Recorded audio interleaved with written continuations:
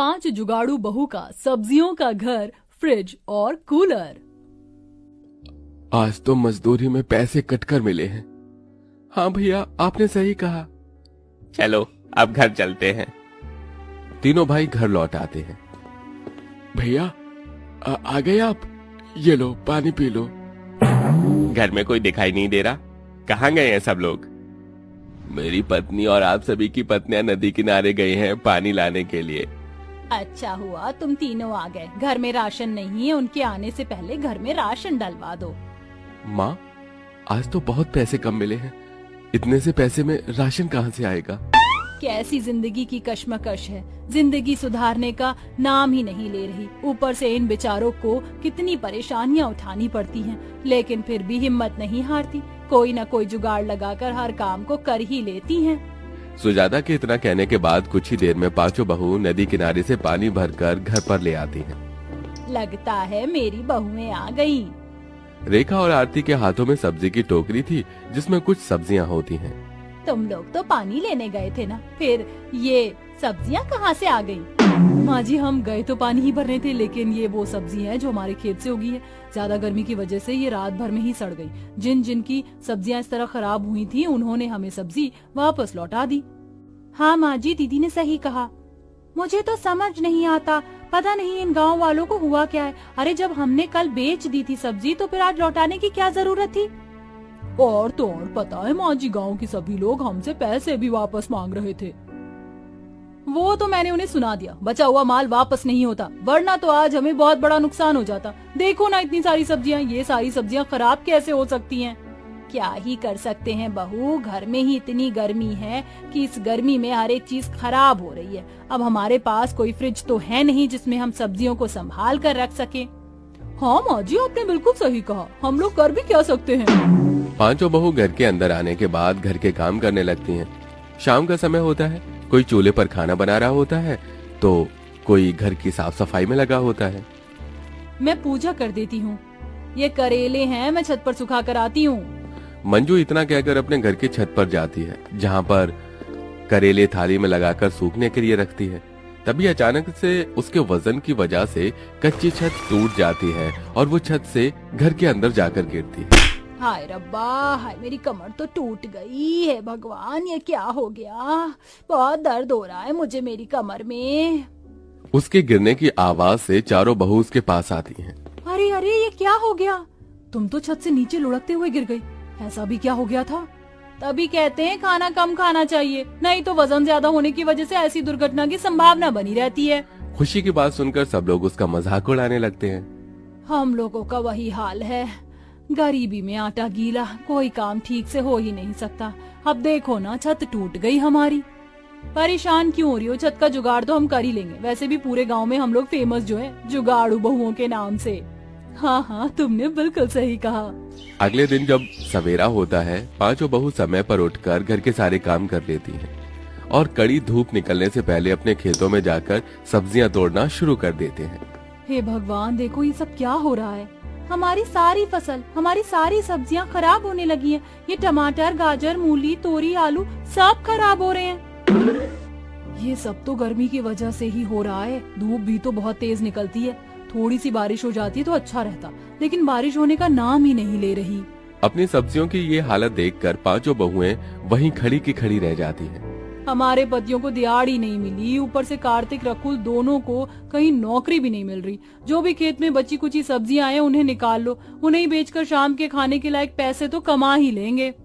खुशी के ये कहने पर 5 बहू मिलकर सब्जियां तोड़कर टोकरी में रख लेती हैं।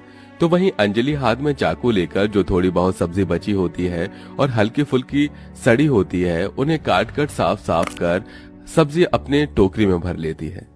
अरे ये क्या, सारी सब्जी आपने क्यों काट कर रखी है? ऐसी कटी हुई सब्जियां तो कोई नहीं खरीदेगा।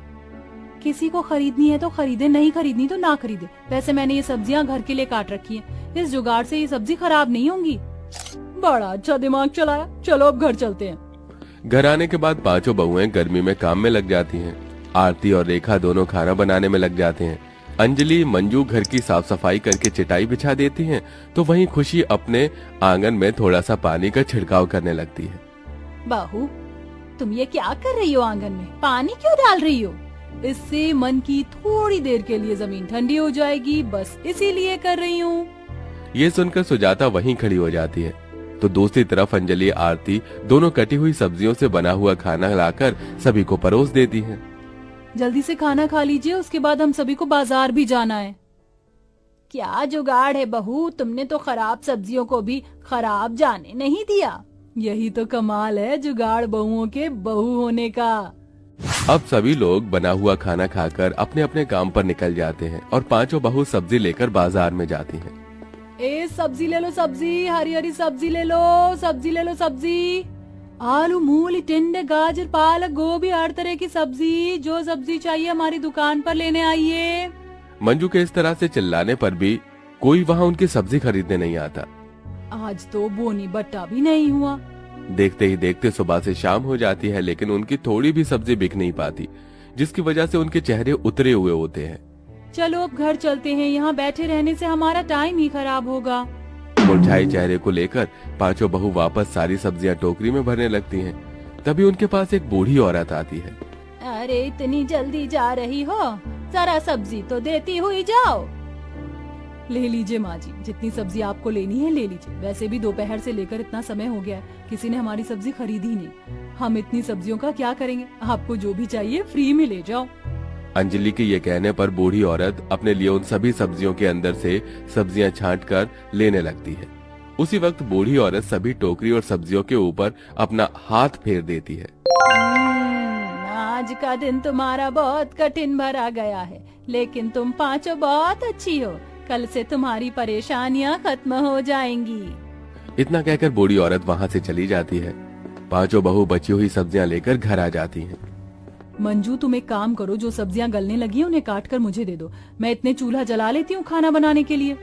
आरती के इतना कहने पर मंजू सब्जियों की टोकरी उठाकर उनमें से डाली हुई सब्जियां काटने बैठ जाती है।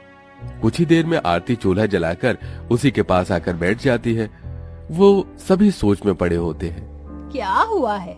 तुम्हारे चेहरे पर जरा भी हंसी दिखाई नहीं दे रही। कितने भी दिन कठिन भरे आ जाएं, तुम पांचों हर दिन मुस्कुराकर निकाल देती हो, लेकिन आज तुम्हारे चेहरे पर शिकंज अलग ही दिखाई दे रही है।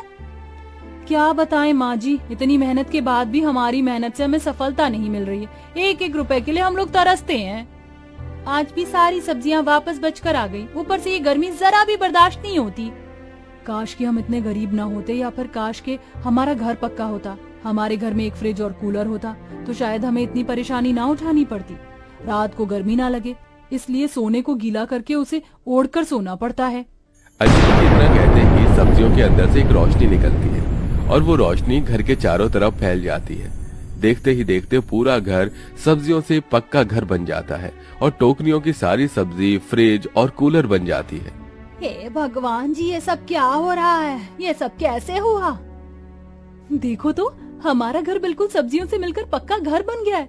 कहीं से टूटा फूटा नहीं, प्रत्येक सब्जी नजर आ रही है। ये कूलर सब्जियों से बना है, क्या ये चलता भी होगा? जैसे ही मंजू उसे चलाकर देखती है तो कूलर से ठंडी ठंडी हवा आने लगती है। हाय, इस कूलर से कितनी ठंडी हवा आ रही है। फिर तो ये फ्रिज भी चलता होगा। जैसे ही अंजलि फ्रिज खोलती है, वो फ्रिज बहुत ठंडा होता है और उसके अंदर खाने पीने का सभी सामान उपलब्ध होता है। यकीन नहीं हो रहा मुझे अपनी आंखों पर, लेकिन ये करिश्मा हुआ कैसे? क्या तुम्हें वो बूढ़ी औरत याद है? लगता है वो कोई हमारे लिए फरिश्ता बनकर आई थी। उसने हमारी सभी परेशानियों को खत्म कर दिया। अब हमें घर में जुगाड़ लगाने की जरूरत भी नहीं पड़ेगी। इस तरह पांचों बहू जहाँ उदास बैठी थी, उनके चेहरे पर मुस्कुराहट आ जाती है और वो अब अपनी सब्जियों के घर में सब्जियों से बने फ्रिज और कूलर के साथ खुशियों से रहने लगती हैं।